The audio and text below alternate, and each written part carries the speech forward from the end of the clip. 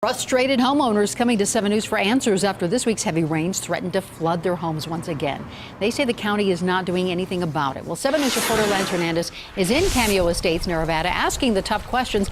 Lance, you've learned a culvert there may be just one small part of the problem.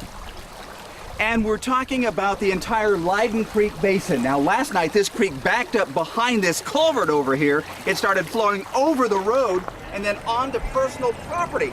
The homeowners telling us they had to use sandbags to protect their house, and they also tell me that culvert is just too small.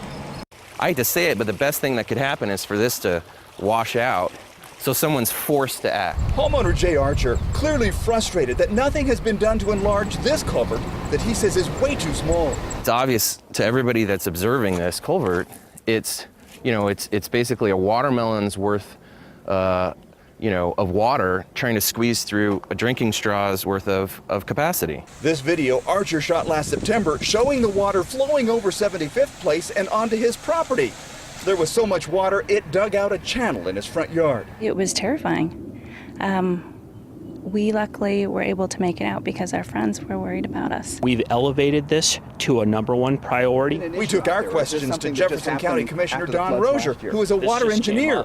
He tells 7 News urban drainage, Jefferson County, and the city of Arvada are studying the entire basin. They expect results in December and hope to begin channel improvements soon after. I told him about the homeowners' frustrations. He'd almost rather see the whole thing get washed out to take care of the backup problem.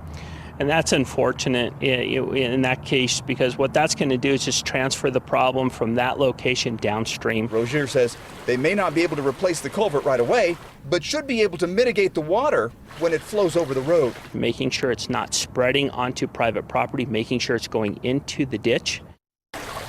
And I asked Commissioner Rosier how long it might be before we see the long-term improvements. He says depending on whether they can obtain the easements, possibly a year, maybe 2. Reporting live in Jefferson County, Lance Hernandez, 7 News.